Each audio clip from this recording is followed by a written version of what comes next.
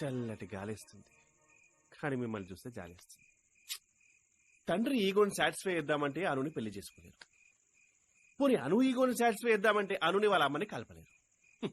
పోనీ మీ అత్త ఈగోని సాటిస్ఫై చేద్దామంటే ఆవిడ తెచ్చిన మ్యాచ్ ని అనుని పెళ్లి చేసుకోమని చెప్పలేరు. ఏ ప్రేమికుడికి రాని కష్టం మీకు వచ్చింది బాస్.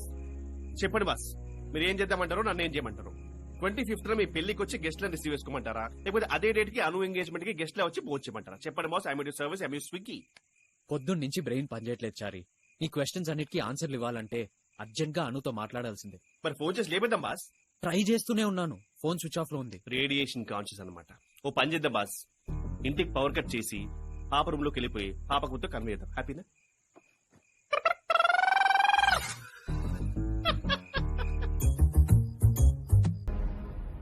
అది పాపనే.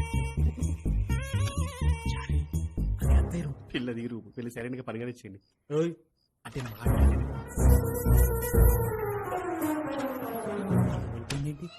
అదే కదా ఏం చేసావు? నేను అన్నాను సార్.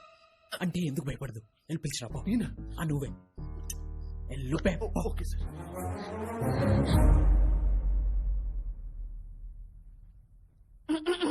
నా గదిలో గాలి రావట్లేదు.